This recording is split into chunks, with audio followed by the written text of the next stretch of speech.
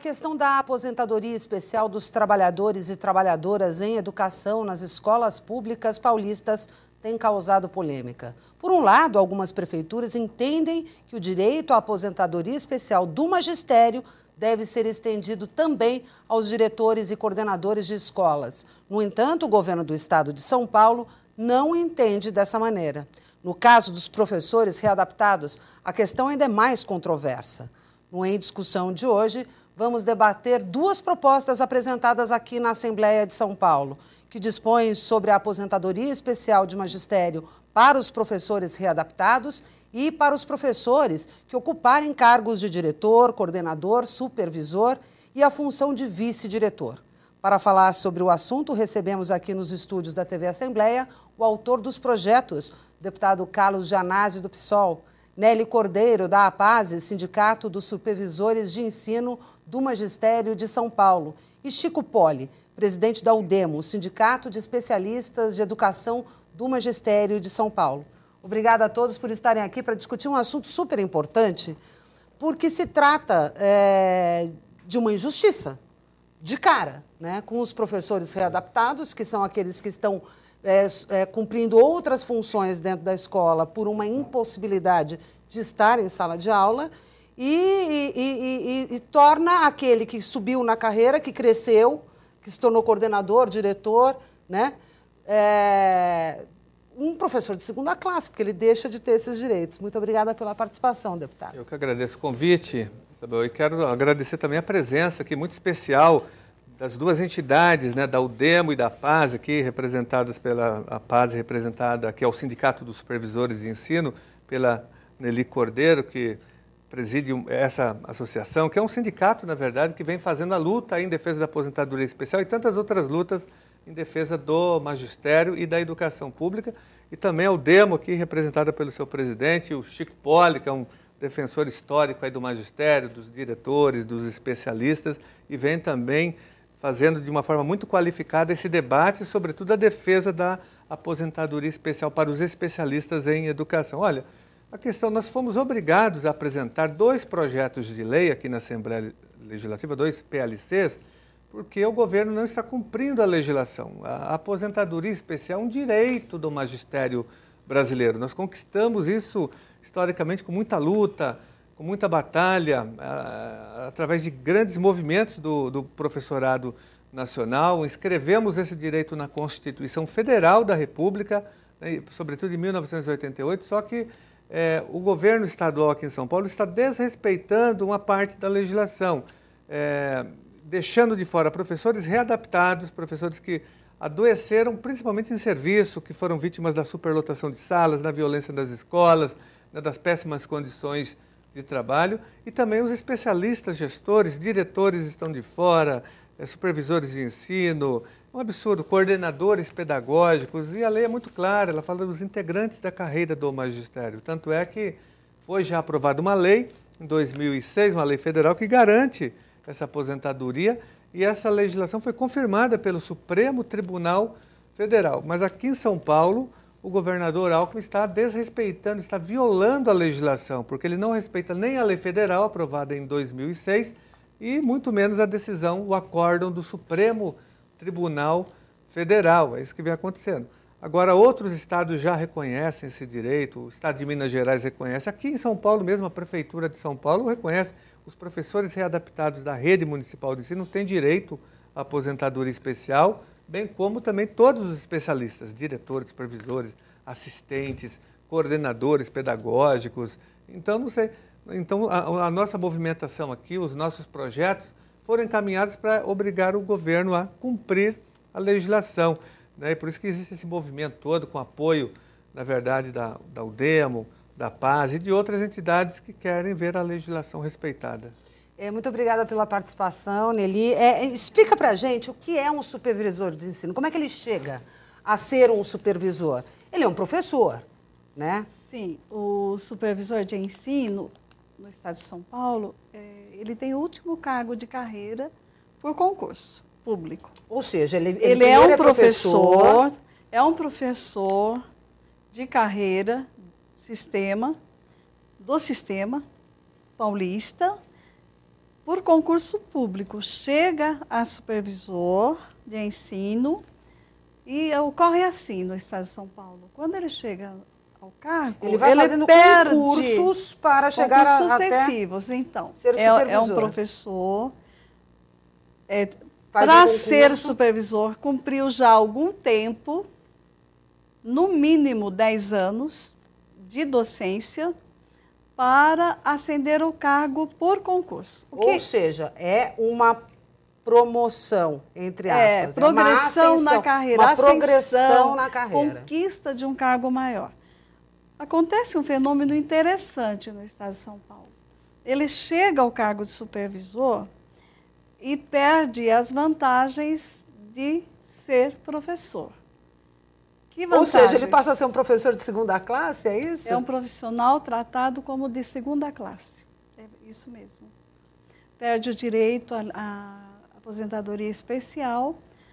Muitos dos colegas, muitas vezes, muitos dos nossos colegas, trabalharam 20 anos na docência, tornam-se supervisor. Isso é ignorado na hora da sua aposentadoria especial. Aliás, não tem o direito, né, deputado? Ele tirado o direito, é tirado o direito de aposentadoria especial. Tem sido uma batalha, inclusive judicial.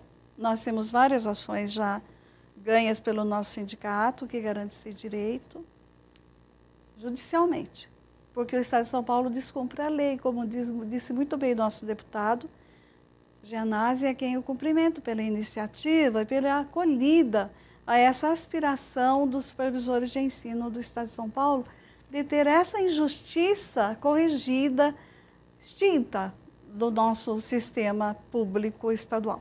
Chico, muito obrigada pela participação. Eu queria que você explicasse para a gente o que é um especialista de educação, né, do magistério oficial do Estado de São Paulo, e como é que se chega a isso também. É da mesma forma que o supervisor, também são concursos, também é uma ascensão de carreira, uma progressão na carreira que acaba sendo prejudicada aí por um entendimento errado ou um entendimento equivocado da lei que já existe? Obrigada pela participação. Obrigado. Eu quero cumprimentar o deputado pelos 2 projetos de lei, agradecer o convite para essa participação. Respondendo à sua questão, nós começamos com a Constituição Federal. Quando se fala em magistério, se fala em profissionais da educação, se fala em funções do magistério. E normalmente nós usamos a palavra professor, o que é correto. Mas nós temos o professor na função docente e o professor na função especialista de educação. Então, se nós pegamos a Constituição Federal, é isso que ela diz, a valorização dos profissionais da educação. Se nós pegamos a Constituição Estadual, ela repete a Constituição Federal. Se nós pegamos a Lei Federal a que o deputado se referiu, 11.301, ela diz exatamente, esses profissionais estão na carreira do magistério. Portanto, como disse a colega Nerida Pazzi, você tem no estado de São Paulo uma carreira do magistério, em que você inicia obrigatoriamente por concurso público de provas e títulos e obrigatoriamente você chega a diretor de escola ou a supervisor de ensino por concurso público de provas e títulos, como prevê a Constituição Federal, como prevê a Constituição Estadual. O que acontece neste momento é que deliberadamente o governo do Estado vem descumprindo tudo isso, tentando argumentar que a decisão do Supremo Tribunal Federal excluiu os especialistas de educação, quando não é verdade. No voto do ministro relator, ele deixa bem claro o seguinte: exclui aquele especialista que não é profissional de carreira. Ou seja, se por acaso houver uma escola pública, e não existe isso no Brasil, em que o diretor ou o supervisor venha de fora, não é professor, ele não tem direito à aposentadoria especial. Com isso, nós concordamos plenamente. Porque a Constituição, ao valorizar, ao dar aposentadoria especial ao educador, ao professor, está pensando no quê? Na valorização da função do educador, na educação dentro do contexto do país. E com isto vem a consultoria jurídica, a assessoria jurídica do governador, Procuradoria-Geral, e lhe dá um parecer que lhe é muito conveniente. Porque a questão toda, vamos deixar bem claro, a questão não é jurídica, a questão não é legal, a questão é política, a questão é ideológica. O governador não quer conceder a aposentadoria. E aí o parecer lhe interessa, o que obriga a existir um projeto de lei complementar ou uma lei complementar para dizer, senhor governador, o senhor descumpriu a Constituição Federal, Estadual, o acórdão do Supremo, mas a lei complementar dessa casa o senhor não pode desrespeitar. Mas hoje, deputado, o que acontece quando um diretor de escola busca aposentadoria com esses 5 anos, antecipando os 5 anos, que é o caso da aposentadoria especial de magistério? É negada. Né? É negada. O Estado nega, ele porém... pode entrar na justiça, sim, daí... ou seja, um caminho tortuoso hoje. Exatamente, é o que os especialistas... Ele vai conseguir normalmente depois de 5 anos. Os especialistas estão acionando a justiça, porque o governador não cumpre a legislação, ele tem direito, ele entra, o pedido é negado, então ele aciona a justiça. É um mecanismo que ele tem de luta nesse momento, né? Até que nós possamos ou aprovar os 2 projetos ou convencer, através de uma pressão, de uma mobilização, o governo a fazer justiça em relação a esses profissionais, que, como foi colocado pela Nelly e pelo Chico Poli, são profissionais da educação, são trabalhadores da educação e são integrantes da carreira do magistério. Não tem sentido. Eles foram professores. Para ser diretor de escola, tem que passar pela sala de aula. Claro. Existe o Estatuto do Magistério Estadual que determina isso. Ele não deixa de ser professor. Não tem como. De 85. Qual que é? A 444 de 85 já define a carreira do magistério. Exatamente. Então, para ser diretor de escola, tem que ter sido professor antes, para ser supervisor de ensino, para ser coordenador pedagógico. Então, todo diretor foi professor, teve um tempo, né? O supervisor, o coordenador pedagógico. Então, não há a mínima possibilidade de uma interpretação tão danosa como essa. Concordo com o Chico Poli, é uma interpretação política para não pagar a aposentadoria especial, que é um absurdo total. Quando eu citei aqui, a Prefeitura de São Paulo paga. A Prefeitura de São Paulo estende esse direito também aos especialistas. Estende ou entende? Não entende que o direito existe. Exatamente. Porque estender parece que ele está dando, né? Não está dando, está respeitando. Respeita a lei federal, a 11.301 e a decisão do Supremo Tribunal Federal, que ficou muito clara para todos nós. Mas é difícil, né? Você está aí, a pessoa está... Pô, eu vou me aposentar. Posso me aposentar agora? Não posso. Tem o direito restrito, né? Restringido, como a gente diz. E então, a batalha judicial é longa? A batalha judicial é ganha em Brasília, na outra instância, longa, então. No Supremo Tribunal, porque em São Paulo não ganha. Ganha no outro estágio lá do Supremo Tribunal. E lá, por que ganha? Que nós temos diversos pareceres já e acórdãos e toda essa coisa, como é que fala, jurídica já, ordenamento jurídico, que garante o direito. Então, no federal é tranquilo, na instância federal da justiça. Indo, né? Mas enquanto esse processo se desenvolve, a pessoa enfrenta uma batalha judicial. Aliás, parece que no estado de São Paulo esse é o caminho, a batalha judicial. Tudo é via judicial, é estágio probatório, é aposentadoria especial, é substituição de cargo de outro difícil cargo. Ser profissional do magistério. Olha, ser profissional do magistério no estado de São Paulo é enfrentar batalha judicial para ter seus direitos garantidos. Ao contrário do que acontece na prefeitura do município, não é? Que além de remunerar muito melhor os seus profissionais, ainda não cria esses embaraços dentro da sua carreira. Isso mesmo. Para que vocês tenham uma ideia, nós temos, enquanto entidade, mandado de segurança individual para cada associado interessado, mandado de segurança coletivo, da categoria como um todo. E já temos uma reclamação, chama-se exatamente isso, reclamação junto ao Supremo Tribunal Federal. O que é isso? Nós chegamos junto ao presidente do Supremo Tribunal Federal e dissemos, Excelência, a decisão que vocês tomaram aqui não está sendo cumprida no estado de São Paulo. Portanto, nós estamos reclamando que isso tem que acontecer. Ora, veja, você chegar ao cúmulo de ter que bater as portas do Supremo Tribunal Federal para que faça valer um direito seu garantido por Constituição, isso é o cúmulo. E veja, na área da educação, na área que é tida por todos os candidatos na época de campanha a governador, a presidente, como prioridade. Portanto, são direitos que estão roubando, que estão retirando dos educadores. Isso é um absurdo. É você ter que ir à justiça para garantir um direito seu que o Estado, por capricho, diga-se de passagem, por capricho, nega-se a reconhecer. Quer dizer, isso é realmente um descrédito para com o país, porque é um descrédito para com a educação pública do país. É constrangedor para aquele que já está trabalhando há 20, 25, 30 anos, né? Já está se dedicando a isso há tanto tempo. De volta daqui a pouco, deputado, eu queria ter uma ideia, dimensionar quantos estão mais ou menos nessa situação hoje, né, em São Paulo. Qual o tamanho desse problema? Mas isso daqui a pouco, no próximo bloco. A discussão volta falando sobre a aposentadoria especial do magistério. E antes da gente ir para o intervalo, eu fiz uma pergunta para o deputado sobre os números, né? Qual o tamanho desse buraco?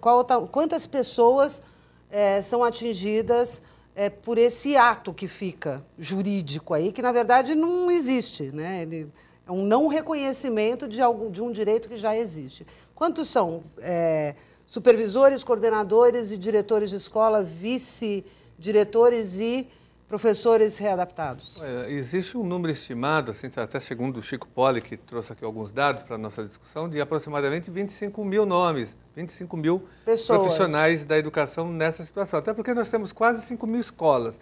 Cada escola tem um diretor, tem um assistente, um vice, tem no mínimo 2 coordenadores pedagógicos, entendeu? Então, você vai multiplicando. E tem os supervisores e os professores readaptados ainda nessas escolas, que são muitos porque há um adoecimento da categoria. Os professores estão adoecendo cada vez mais, os professores estão com síndrome do pânico, com depressão, com problemas de voz,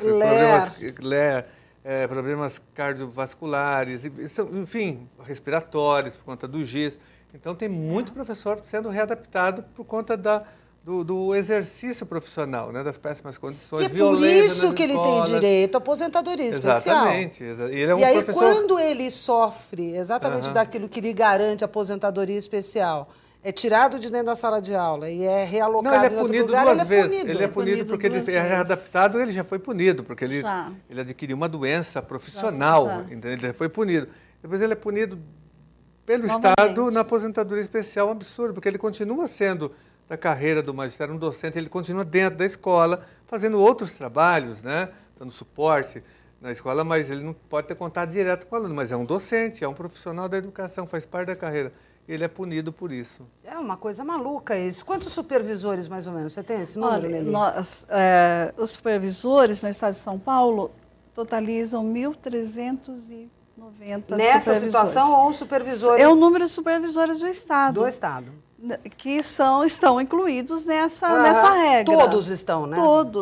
Todos eles, os 1.350 aí por volta, porque tem cargos não ocupados, cargos vagos, titulares de cargo por concurso, que não têm o seu direito à aposentadoria especial. Chico, no caso do vice-diretor, não é um cargo, é uma função. Qual que é a diferença e o que acontece com o vice-diretor? Aí há uma coisa incrível, né, em tudo isso que a gente está falando, que na verdade nós estamos falando de um quadro surrealista, né? Essa é uma imagem surrealista no estado de São Paulo, né? Veja bem, durante a discussão da ADIM, da Ação Direta de Inconstitucionalidade 3772, um dos ministros chegou até a verbalizar o seguinte: olha, se o professor sair da sala de aula, for para a direção, para a supervisão, mas se ele continuar na sala de aula, então ele tem direito à aposentadoria. E é óbvio que isso daí virou folclore, porque se ele passa para diretor, ele passa para supervisor, obrigatoriamente ele tem que sair da sala de aula. Vem a Procuradoria-Geral do Estado de São Paulo e diz o seguinte: olha, a Constituição Federal, assim como a estadual, prevê que o ingresso nos cargos públicos se dá exclusivamente por concurso de provas e títulos. Provas e títulos. Então, essa é a regra geral. Qual é a exceção? A exceção é você ocupar um cargo, uma função que não seja efetiva. Tudo bem, vem a Procuradoria-Geral do Estado e diz o seguinte, olha, se você ficar substituindo um diretor, substituindo um supervisor, você continua com direito à aposentadoria especial. Mas se você ocupar o cargo tal como prevê a Constituição, você perde esse direito. E o que acontece com o vice-diretor e com o professor coordenador? Eles ocupam funções, eles não têm cargos. Portanto, eles têm esse tempo computado para aposentadoria especial. Mas um detalhe, quando eles vão se aposentar, eles são, entre aspas, rebaixados. Eles têm que abrir mão daqueles ganhos e daquelas eles garantias que ele tem no enquanto uma função mais alta. No olerite dele vai aparecer aposentado como professor. PEB 1, PEB 2, né, que é a sigla que se usa em São Paulo. Então ele ficou lá durante 20 anos, 25 anos como vice-diretor. Na hora da aposentadoria, não, agora você volta a ser professor. E como é que ele faz? Aí ele tem que entrar na justiça para reaver aqueles direitos que ele tinha conquistado enquanto vice-diretor ou vice-coordenador? Exatamente. As gratificações que são incorporadas, se ele cumpriu o período todo... Ele tem que abrir mão para ter aposentadoria especial. Se ele cumpriu o lapso todo, aí ele consegue incorporar. Caso contrário, ele também vai ter que entrar na justiça para que possa ter esses benefícios computados na sua integralidade. Quer dizer, seria cômico se não fosse trágico. Eu estou pensando nisso. Kafka é pouco, né? Isso o Kafka seria aprendiz, né? Exatamente. Mas essa tem sido uma prática... É uma situação de você ficar dando volta, correndo atrás do Deus. rabo, porque não sai disso, né? Mas olha, essa tem sido uma prática, faz parte do cotidiano do governo estadual. Da nossa toda vida. a interpretação ou reinterpretação da legislação sempre contra os servidores. Contra o tempo todo, nós estamos acompanhando aqui a questão das faltas médicas e licenças médicas que não são consideradas para tempo de aposentadoria. Nós temos vários casos de interpretações deputado? Se ela aposentadoria é médica... especial, não pode. Aliás, o Estado agora que ele fez essa interpretação está pedindo para que vários professores e diretores voltem, pessoas que já se aposentaram, estão voltando para repor esses dias, para cumprir essas faltas e licenças médicas. É um absurdo. Então, não é só em relação à aposentadoria especial. O governo, sempre que interpreta uma lei ou reinterpreta uma legislação, reinterpreta contra os servidores. Me parece aqui, eu vou jogar isso para a Nelly e para o Chico, que quando se toma essas atitudes de não reconhecer, por exemplo, uma licença médica como tempo contado, né? Desconta isso, ou seja, o que garante a aposentadoria especial é que o trabalho insalubre. Não é isso que garante a aposentadoria especial? É o desgaste, o desgaste da profissão. Também, o desgaste da profissão leva a pessoa a ter problemas de saúde que vão fazê-la se afastar temporariamente com o aval médico, ou seja, é algo que a legislação prevê. E depois ela é punida por isso. Quer dizer, na verdade, é um não reconhecimento, veja se eu estou errada, de que existe uma penosidade nesse trabalho. Eu vou colocar mais um pouco de tempero aí no seu prato, que é o seguinte, a questão da aposentadoria especial do magistério, além de tudo isso, é a questão de que o governo escolheu um setor que ele quer privilegiar em função do que representa socialmente para o país. Então, a aposentadoria especial do magistério tem mais esse ângulo do que a insalubridade, etc. É claro que tem uma justificativa que é a insalubridade. Sim, mas existe a indicação política de que aquele é um setor estratégico. É um setor que você precisa investir mais no país. Importante e estratégico. Isso. Agora, com relação à licença médica, como você diz aí que é uma coisa kafkiana, não, o Kafka seria aprendiz nisso daqui. Veja bem, hoje a aposentadoria se dá por tempo de contribuição. É o tempo que você contribui para com a Previdência. Ou seja, você está em licença médica, você não deixa de contribuir. Você está em licença médica, você continua contribuindo. Aí vem lá na frente um órgão e diz assim, Ah, mas nesse tempo você não esteve em exercício. Bom, então vocês fazem o seguinte, vocês me devolvam a contribuição devidamente corrigida. Para eu poder contribuir agora. Para eu poder contribuir agora. Veja bem, hoje a aposentadoria é por tempo de contribuição. Se eu contribuir, não interessa se eu estou afastado sem vencimentos, não interessa se eu estou com licença saúde, se não interessa se eu estou com licença maternidade, qualquer problema, eu contribuí. Eu tenho o direito, esse dinheiro é meu. Chega-se ao cúmulo disso que vocês estão falando, ou seja, não, em licença médica o seu tempo não é contado para a aposentadoria. É uma tripla, quádrupla punição, ou seja, ser professor não é bom negócio. Eu não sei. Não é bom, eu não quero professores. É mais ou menos esse o recado que está sendo enviado, jeito, deputado? Sim, as pessoas não vão querer mais ser diretores, diretoras, supervisores, coordenadores pedagógicos, porque elas ficam privadas, impedidas de ter acesso. Isso está ocorrendo, Isso já está ocorrendo. A nossa carreira não atrai jovens. Os jovens não querem mais ingressar na carreira do magistério. É uma carreira, Quando tem a oportunidade de sair da carreira, saem correndo. Por quê? É uma carreira não valorizada no Estado de São Paulo. Nós temos o Estado de São Paulo com baixíssimos índices de qualidade da educação. A nossa educação perde muito para os países desenvolvidos, sendo São Paulo o estado mais rico da nação, é o que paga menos para os seus profissionais. Nós temos uma luta árdua pela frente para garantir a nossa subsistência. Deputado, então os cargos ligados ao magistério, à área de educação, né, os profissionais estão envelhecendo. Como é que é no setor privado? Existe essa migração para o setor privado? É diferente, a aposentadoria é reconhecido, a aposentadoria especial? O INSS reconhece a aposentadoria especial para os diretores das escolas particulares. Olha uma incoerência. Não, então, não existe. Então, o governo federal e o INSS reconhece. Então, agora, existe essa migração do professor do... Não, muitos professores saem. A rede estadual ela não tem atraído mais profissionais, professores.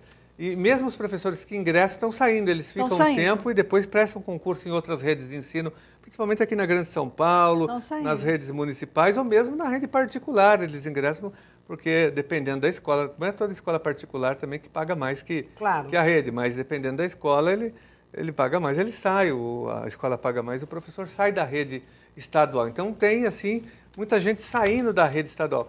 As pessoas estão ficando, quem já tem um certo tempo de magistério fica, porque vai até a aposentadoria, mas é uma rede que, se não fizer logo um novo plano de carreira, se a gente não aprovar logo um plano estadual de educação aqui, e definindo a educação como um projeto da sociedade, um novo conceito de educação, um plano que estabeleça diretrizes, metas e objetivos para a educação estadual, nós vamos ter um colapso na educação aqui. O senhor tocou num ponto fundamental. São Paulo.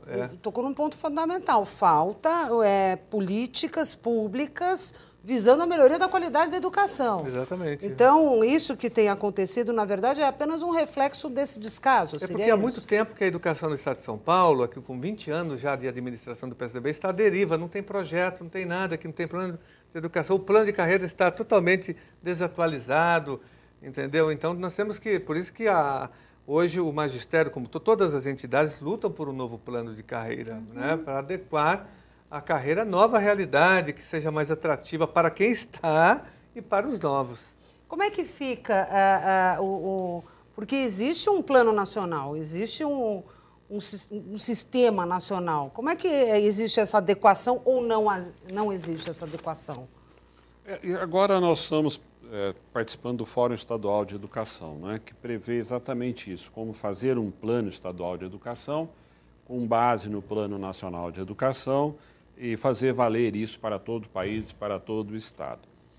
Uma questão que antecede, que foi tocada já, que a questão é a seguinte: se você quiser resolver, ou pelo menos melhorar bastante a questão da educação pública no Brasil, principalmente na educação básica, não é? Que nós temos que deixar bem claro o seguinte: na educação superior, a rede conta realmente com um diferencial muito grande. Mas estamos falando de educação básica, que é o mais importante. Você precisa, basicamente, de duas coisas. Primeiro, competência técnica. Competência técnica diz respeito aos profissionais que trabalham na educação. E isso existe. Você tem profissionais qualificados. Você tem gente muito boa trabalhando na sala de aula, na direção, na supervisão e na administração do sistema. O que falta, do outro lado, é vontade política de se resolver o problema. Ora, sem vontade política não se resolve nada. E aí eu sou um pouco descrente dos planos. Por quê? O que eu tenho visto é que os planos são feitos para não serem cumpridos. O último plano decenal, nacional, não foi cumprido. Nós estamos partindo para um novo plano nacional, um novo plano educacional estadual, sem que o anterior tenha sido cumprido. Olha, e aí, por aí você vê a questão de piso, a jornada do piso. Li recentemente agora que o governo do Rio Grande do Sul se nega terminantemente a cumprir a lei do piso. E está dizendo o seguinte, eu não vou cumprir, a não ser que a União venha e dê o dinheiro suficiente, eu não vou cumprir. Isso é falta de vontade política. É falta de vontade política, você pode mas ter isso o plano, é legal também. Claro. Né? Aí você pode ter o plano que você quiser. Deputado, vai funcionar. A gente tem que ir para o intervalo, mas eu vou deixar a seguinte questão aqui. Você falou que no ensino superior a coisa funciona. É diferente o sistema de aposentadoria dos professores da USP, por exemplo? É diferente? Desculpa, não nesse sentido. Os professores da superiores nem têm direito à aposentadoria especial. Não. Mas eu queria saber... A Constituição garante na educação básica. Tá. Não, eu falei quanto a funcionamento. Tá. Mas é diferente? Existe uma valorização... politicamente, o Estado valoriza o ensino superior em detrimento do ensino de base e o ensino médio? Porque a gente tem visto muito se falar na valorização do ensino de base, que é alfabetização até os 7 anos. Todo mundo tem falado nisso, em todos os estados, em todos os municípios. Quer dizer, até quando que vai ter essa disparidade e que acaba resultando, muitas vezes, nesses problemas que a gente está discutindo aqui hoje, mas daqui a pouco, no próximo bloco. Em discussão, volta falando da aposentadoria especial do magistério aqui no estado de São Paulo. E eu deixei aqui a seguinte questão, deputado. Existe uma diferença do tratamento político mesmo dado para o ensino de base, o ensino médio, o ensino fundamental e o ensino superior aqui no estado de São Paulo? As universidades têm garantido uma chancela, como o ensino fundamental e médio, que é do estado, tem uma chancela também. Como é que funciona isso? E o professor universitário não tem direito, né, à aposentadoria? O professor universitário não tem direito à aposentadoria especial, seja ele da rede privada ou da rede pública. Agora, o tratamento acho que é o mesmo. O descaso com a educação se dá na educação básica e também nas nossas 3 universidades e mais ainda no ensino técnico e profissionalizante, nas ETECs e FATECs. Tanto também. É que as FATECs e ETECs devem entrar em greve agora, porque o salário da hora-aula hoje um professor da FATEC é de R$13. Então a situação é grave também no caso nesse das campo. ETECs, o professor de uma ETEC, que é uma escola técnica, não é uma faculdade, como uma FATEC, por exemplo. É uma escola técnica. Ele tem direito, né? Mas tem direito também não. Eu acho que não. Não viu? tem, Chico? Aposentadoria não, porque daí não é educação básica, Só né? educação básica. Não é educação básica. Só o básico, que é o básico, fundamental e o médio. Educação infantil, ensino fundamental e médio. Mas como o Estado não tem educação infantil, a educação infantil é uma competência da prefeitura, né? Então, o que acontece? Na nossa opinião, o Estado investe muito mal também no ensino universitário. Nós temos poucas universidades, são 3 Unesp, seus campos, 22, 23 campos, campos, né?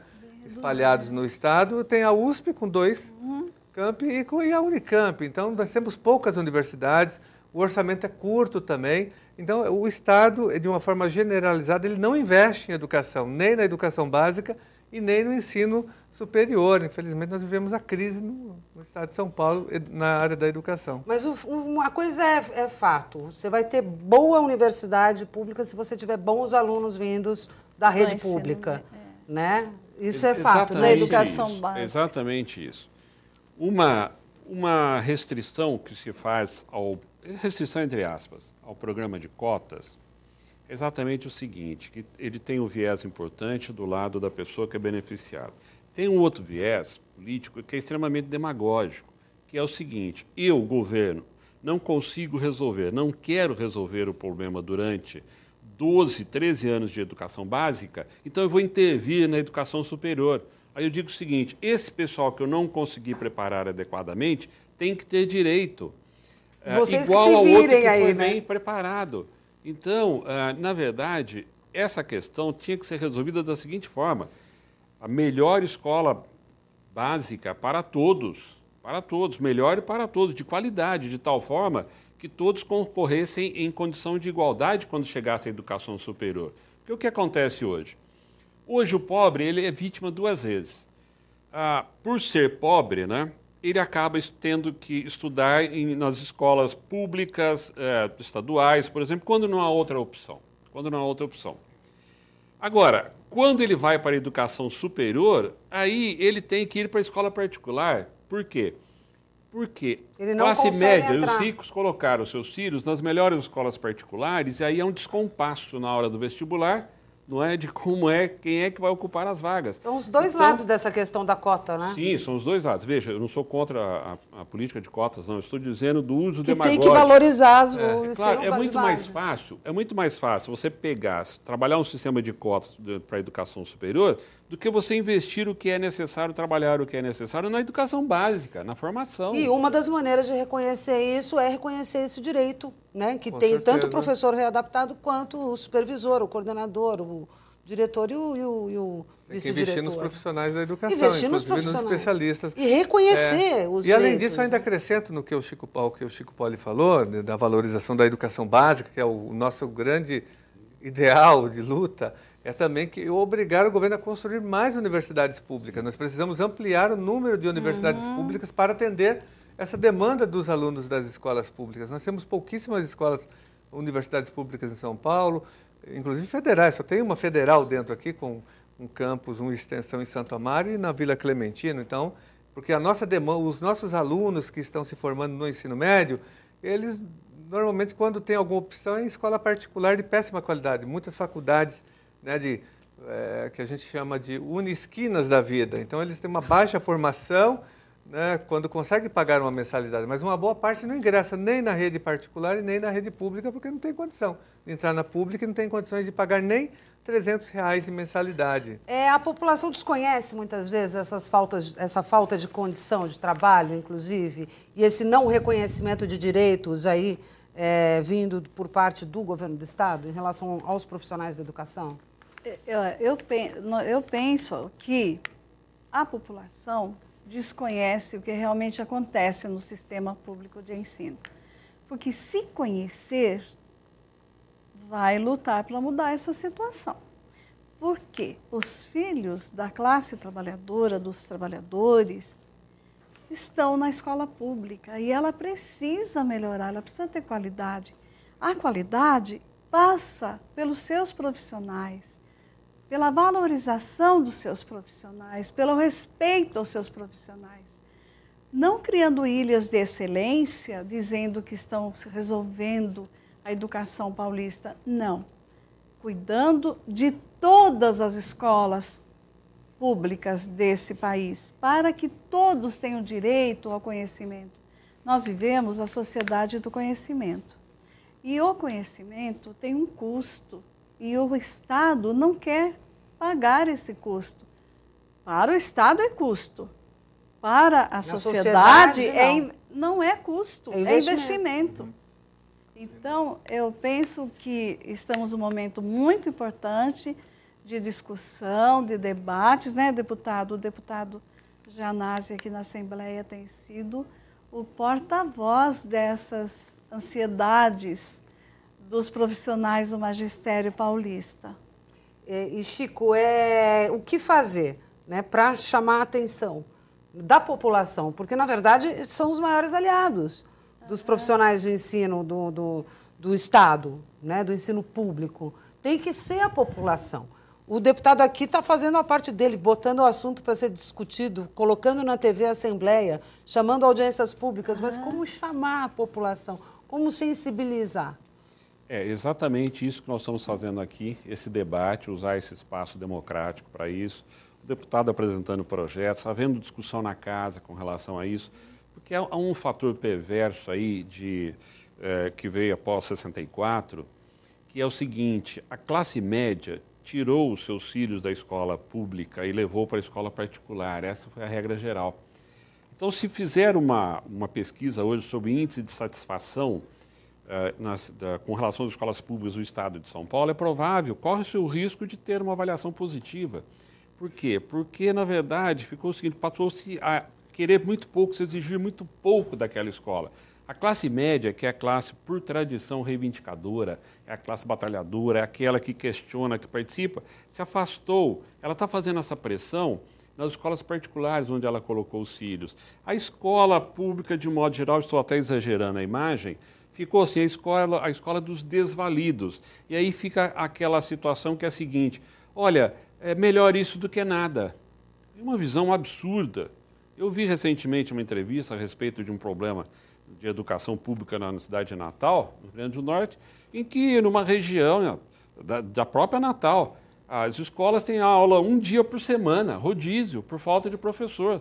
Entrevistando um pai, de repente ele disse isso: melhor isso do que nada. Olha, essa visão, né, de você nivelar por baixo, né? Conformista, de nivelar por baixo, é isso que nós não podemos permitir. Nós, como os educadores, e nós, como representantes, no caso do deputado do povo, nós somos obrigados a não permitir que esse tipo de cultura se instale definitivamente. Portanto, é a eterna conscientização. Chico, nós já estamos indo para o final do programa, já que você está falando, conclua aí as suas conclusões, as suas considerações. Eu quero concluir só dizendo o seguinte: não existe país que conseguiu se desenvolver sem ter investido na educação, sem ter aplicado na educação, sem ter priorizado a educação. E priorizar a educação significa também, por consequência, valorizar e priorizar os profissionais da educação, os professores, os diretores, os supervisores, os vices, os professores coordenadores. Nelly, muito obrigada pela participação, suas considerações. Então, eu considero esse momento um momento privilegiado para conversar e levar a mensagem dos educadores de São Paulo, para que a gente consiga, pela nossa mobilização, articulação, denúncia, debates, usar esse espaço aqui muito nobre, proporcionado pelo nosso deputado, pela TV Assembleia, de levar ao público a necessidade urgente de dar os passos necessários para a mudança desse estado cruel da educação pública no estado de São Paulo. Muito obrigada pela participação. Deputado, as suas conclusões, só alertando que tem muita escola pública aí que é muito pior que escola privada. Que muitas vezes a classe média... Né? Escola privada, particular, é pior. Desculpa, exatamente, essa é a minha questão, desculpa. Muita escola privada. Exatamente, que nem plano de saúde. Muitas vezes a pessoa deixa de pagar e volta para o sistema único de saúde, porque é melhor.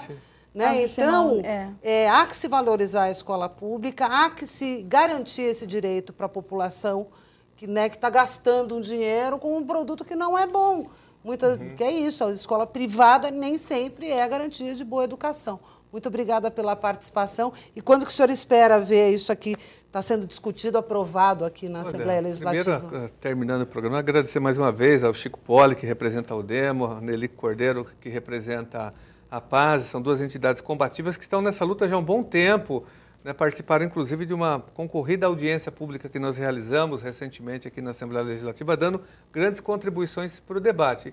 Bom, nós vamos continuar pressionando o governo aqui, as comissões, os deputados estaduais, a aprovarem em caráter de urgência os nossos dois projetos que garantem a aposentadoria especial para professores readaptados e também para especialistas gestores, diretores, coordenadores, vice-diretores e supervisores. Essa tem sido a nossa luta. E, ao mesmo tempo, nós vamos continuar articulado com as entidades, porque nós temos aí a luta legislativa aqui dentro, nós temos a luta jurídica através de ações na justiça e a luta também com as entidades e com o movimento organizado.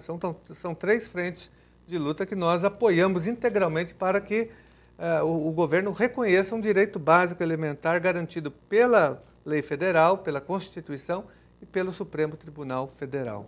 Muito obrigada, deputado. Obrigada a vocês pelo debate hoje. Obrigada a você que está em casa, que acompanhou a discussão de hoje, que fica por aqui. Mas nós temos um encontro num próximo programa. Até lá.